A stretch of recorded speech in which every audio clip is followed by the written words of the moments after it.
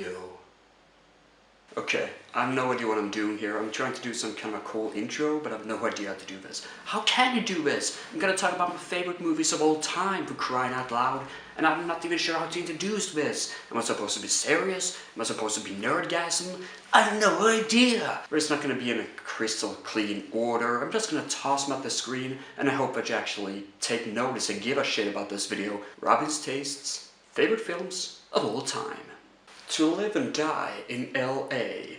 Oh man, imagine if you have this movie and it's very much just a classic 80s police film, and all of a sudden, what? It just changes direction and becomes as real, hardcore and dark as a Martin Scorsese film. That is what To Live and Die in LA does, and it's one of the best movies from the 80s. N by Fritz Lang. This is an amazing black and white movie.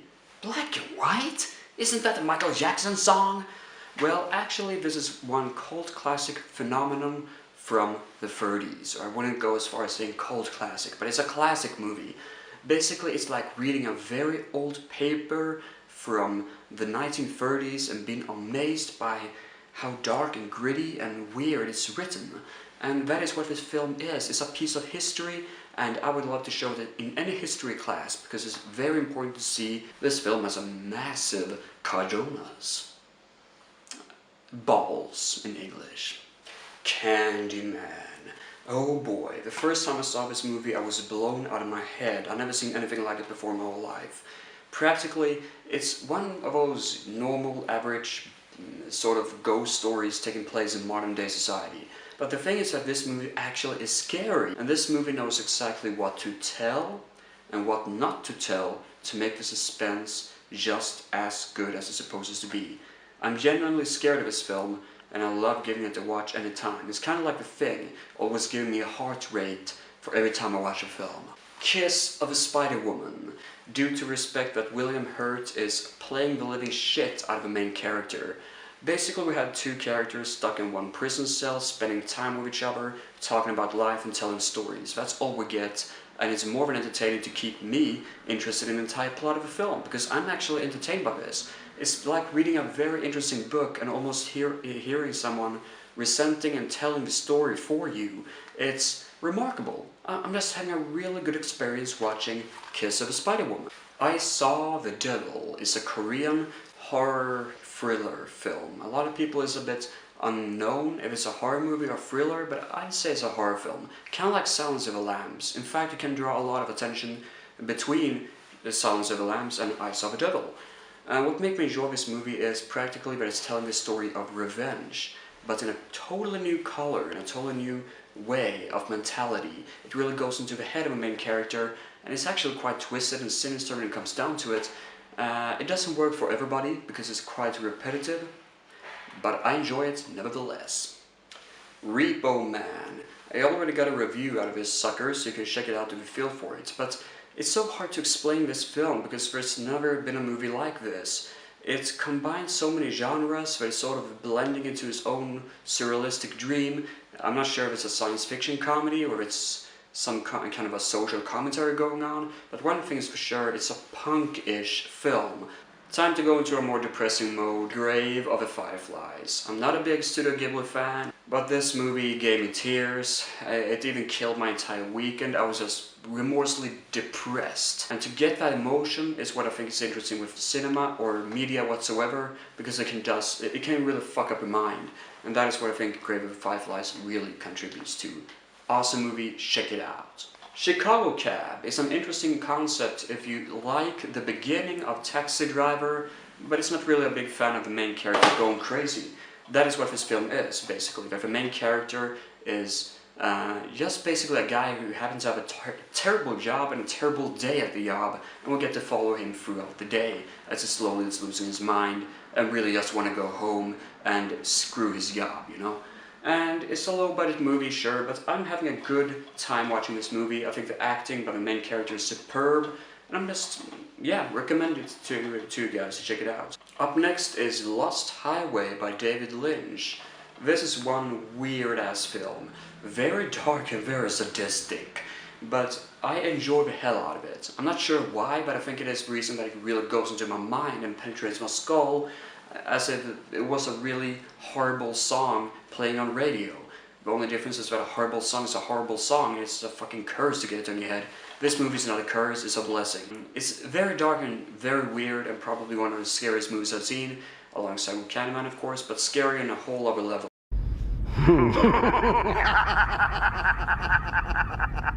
It's one of those movies you can analyze forever, but as with anything else by David Lynch, it's probably just overworking by trying to analyze it. Just sit back and enjoy the ride, it's best that way. Waltz with Bashir is a blessing from the heaven above.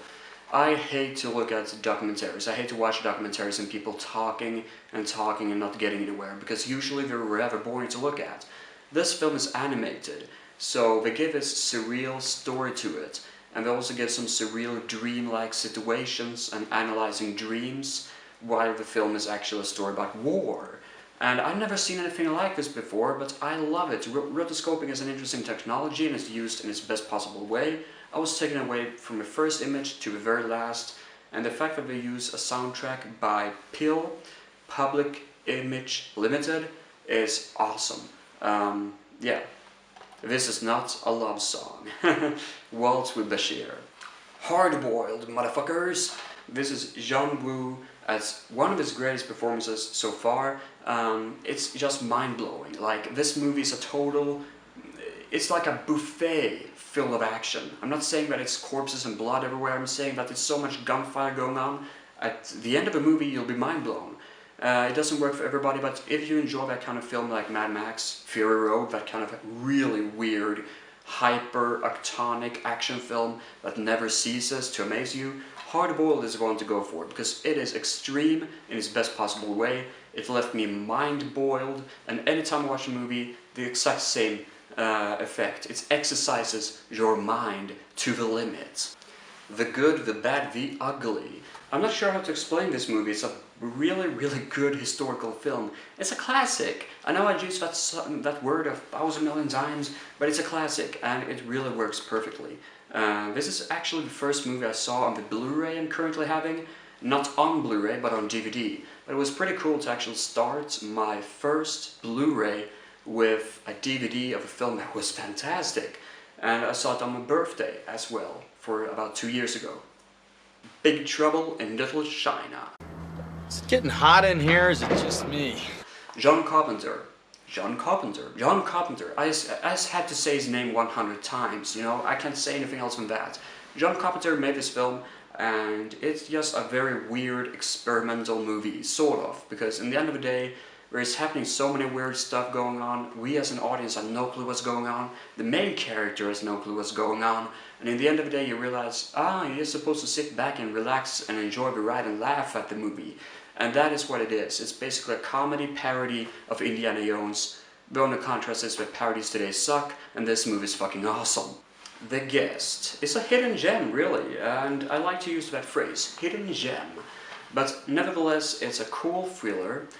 With this artistic style that looks like John Carpenter. It's very colorish, it has interesting characters, especially Dan Stevens playing the guest himself. He's very different as a character because we're not quite sure where we got him, not even at the end of the film. So it's very debatable what's going on.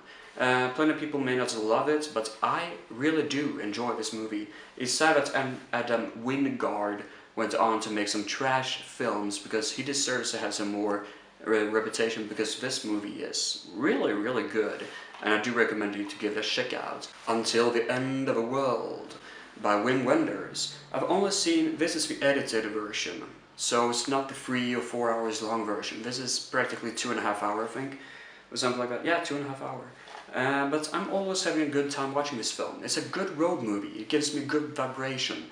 And for a couple of years back I was quite worried about stuff, like I had this worried situation. I wanted to go out of my comfort zone, but I didn't know how to do it. And whenever I get scared for a situation, like I had to prepare myself for a trip or something, I'd watch this movie and I feel so much more relaxed. So this film is about breaking out of your comfort zone and going places because you want to go places and experience things, and you want to become a better person. And I think the last part, the last act of the movie is kind of weird because it's not the same movie anymore, but it doesn't really matter because I'm still having a good time watching that part as well. And yeah, I can understand why people won't enjoy that part. But I enjoy this movie. I think it's beautiful and it has great soundtrack and great character and everything. It's great, really. Deep Red by Dario Argento. It took me some time to actually figure this one out, but yeah, it's actually one of my favorite movies, I think, because it's one of the Argento movies that I watch the most. It's one of those films that I can pop in at a time and just feel like, this is actually really good. I love the suspense, I love the kills, I love the atmosphere. It's not specifically a deep movie, but it's also one of those films that has a really good relationship between the two main characters, and that is really hard to find today in cinema. Yeah, so I think I made a review out of it as well, I'm not mistaking myself, so you can check it out. It's pretty old, but it works. But yeah, this movie, not a bad pick, sure. Moving on. Dirty Harry, the first movie. Boy, it's amazing. It's one of the greatest. It's one of the greatest 70s films that I've seen so far. It's practically the essence of the 70s. I'm pretty sure I've seen another movie from that time that feels the same, but it's kind of like To Live and Die in LA, but it's sort of struck sight and become a little bit more than you suspected it to be, and in the end of the day, the main villain, Scorpio, blows my mind. He's totally fantastic. He's like Frank Booth from Blue Velvet. We'll talk about that movie later. Starship Troopers, the movie I recommend the most above Star Wars, because everybody knows Star Wars, everybody does. And it's not a bad movie or anything, but anytime I want to watch an epic, cool science fiction movie, I prefer Starship Troopers. Not sure why, but it's just the way it is. It has more firearms, it has more cool military guy attitude, more aliens, that sort of stuff. It's more everything I want to see. And it's one of the 90s best films, goddammit. And Michael Ironside in one of his best roles ever. Rico! I'm Michael Ironside. I had a fight against Arnold in Total Recall. We'll talk about that one later. And this is directed by Paul Verhoeven. Time for Double Down. Oh dear God, not the movie Double Down. I'm talking about a two box set film thing, but it happens to be that both of them are actually two of my favorite films, by a total freak accident. Wild at Heart is first. Man, oh man, how good is this film. It's practically what happens if David Lynch decides to make a road movie about love, about passion, all those stuff, and he nails it. It's a very beautiful and heartwarming and bright film, with some dark elements, obviously, but still having some sincerity or beauty to it. It's kind of like a fairy tale, and it feels good to see Lynch doing something cute for once. And that fucking frog scene. It's basically a man who sounds like a frog when he's talking. He comes out of the blue, says something cryptic and disappears again. And it's glorious, one of the best scenes in the entire movie. Leaving Las Vegas is up next. The movie that shows you that Nicolas Cage can act. Yes, I do not kid you, watch this film. Even an ex-alcoholic man himself, known as Roger Ebert, rest in peace Roger, he actually said that this is everything that an alcoholic man goes through, this is what I felt, and this is what most alcoholic people go through. I've never seen anyone being portraying an alcoholic person so perfectly as Nicolas Cage himself. About tomorrow. The first movie by John Woo was the first film that introduced him into his universe, but the cool thing about this movie is that it doesn't go too far. He still has his mentality, he still has his own sigma, or whatever you call it. And the cool thing is that he still cares about the characters, he's still caring about the drama, he cares about all that stuff while tossing in interesting action scenes upon interesting action scenes. But I don't know, it's just something that spiced this movie up a little bit more than just becoming a gangster film. However, I'm still confused by this, because if you look at the cover, the guy holding the shotgun is the exact same photo from Hard Boiled. And that makes no sense. Like, why would they rip off the same photo from Hard Boiled? It makes no sense! Dark City. I bought this movie out of the complete blue. I had no idea what kind of movie it was, but I bought it and I was hooked on the feeling. It was amazing. The great acting, the great atmosphere. Rufus Sewell is playing the living shit out of the main character in a very interesting way, because he's very low. He's very shallow in his way of acting, which made me believe his character. and the ending is one of the best endings in any science fiction mystery that I've seen. Whenever I think about a movie with a mystery in it, with a big M, I think about Dark City, and I think a lot of people do too. I'm not sure why, but the mystery in this film really ties up well together in a fantastic way. Great film. The Blues Brothers. This is a very iconic comedy, a comedy with a sense of action to it, because in the end of the day it has an amazing action car chase scene that I've never seen before in my whole life. It actually broke records upon records. The only movie I've seen with a better car chase is actually To Live and Die in LA. But I don't know, there's just something about this duo going on screen that glows through the screen like a radioactive atomic bomb. I love this movie, it's really, really interesting. Time for David Lynch once more with the science fiction epic failure, Dune. Why can I even enjoy this movie? I'm not sure, but I do actually like it. I think it has something to do with the lore of a film. You have to watch it like 5 times to actually get it. It can be very confusing, but if you do enjoy science fiction of an epic scale, and you enjoy to dive into a completely interesting universe, kind of like what the fantasy fans are doing with Game of Thrones, well, this is what Dune does. It's sort of this lore with a lot of characters, a lot of weird names. The main character has 3 fucking names depending who you talk to. That is completely ballsy and weird. And it's not a movie for everyone to enjoy, but I think it has something to do with the making of the film that made me enjoy this so much more, because making this movie was a living hell. Total Recall! I like this movie so much that it has it both on Blu-ray and Steelbox, and I'm not getting rid of this son of a bitch. We're not getting rid of this son of a bitch. What I'm talking about here is that Total Recall is, according to me, the greatest Paul Verhoeven film. But don't worry, I'll mention the other one later. But nevertheless, it's just an epic science fiction movie. It has everything a science fiction out in space should have. It has aliens, it has mysteries, it has conspiracy theories, it has a red planet glowing with energy, it has mutants, it has everything you need. It has action and just Michael Ironside fighting in a fist fight against Arnold himself. It's amazing that I can see this movie and not get a heart attack any time I think about it. This film is awesome. Hardware is one of 2 movies by director Richard Stanley, or 3 technically. He made a bunch of short films and a bunch of documentaries as well. But he's making 2 films that actually are quite big. It's Hardware and Dust Devil, but I think this movie comes out on the top. The thing is, I have to mention a Richard Stanley film because his legacy in cinema is so sad that it doesn't even exist, you know? Because he has this power, he has this glow, he has this vision that is beyond anything you've ever seen before, and he never really nailed to make this ultra fantastic film because Hollywood screwed him over with Island of Dr. Moreau. Anyways, what I'm talking about is that I have this in my favorite movie list because I would hate myself if I would not have one of his films on my favorite movie list, because he alone is so important for the movie industry and he hasn't even made his mark yet. I think this is definitely one of his favorite, or one of my favorite movies, Richard Stanley. This video is going to be a living hell to piece together later on in the editing room. Nevertheless, RoboCop. I don't like it as much as I love the Total Recall, but I gotta tell you, for being a film that is just 1.5 hours long, it sure as hell is packed with a whole bunch of stuff.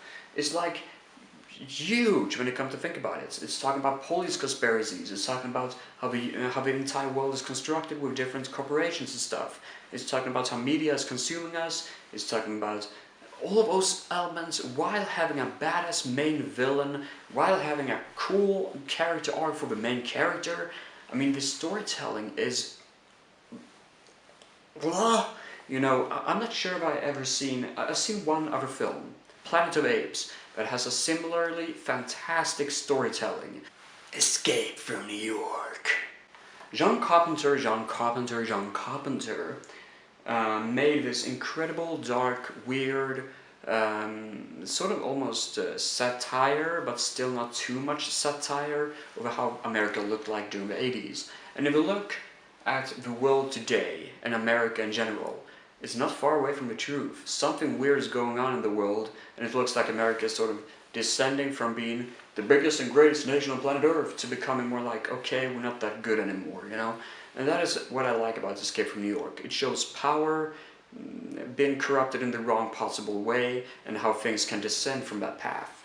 And yeah, it's quite a scary film when you come to think about it. Like, it's a very post-apocalyptic, scary movie. And Snake Plissken, played by Kurt Russell, is one of the best characters on my favorite list. We'd make one hell of a team, Snake.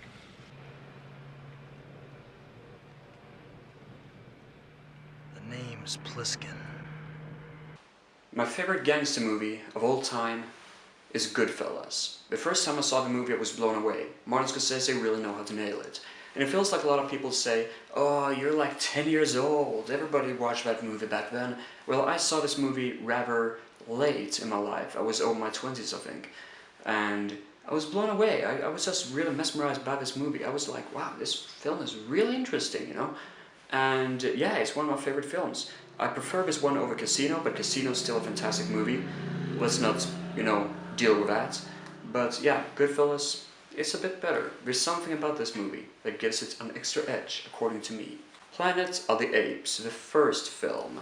It is spectacular. Like, I don't know what else to say. Perfect universe build-up, perfect character arc.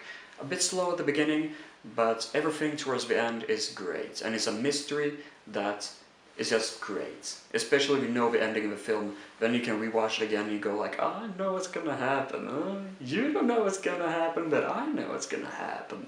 And that makes you think that you're actually smarter than the film is, but the truth is actually reversed, that the film is way smarter than you are. But Planet of the Apes, awesome film. Take your stinking paws off me, you damn dirty ape! The Big Lebowski. It was ages ago I saw this movie, but I've seen it so many times in my youth, especially in high school, that I almost know the whole thing all over again, you know? But it's a really good, interesting film. It's surreal, it's funny, it's weird, and it's a movie that I think almost, I wouldn't say everybody should watch it, but if you're a movie fantast and you enjoy weird, a bit more twisted and bizarre films, I think that this one is definitely a film that I do recommend you to check out.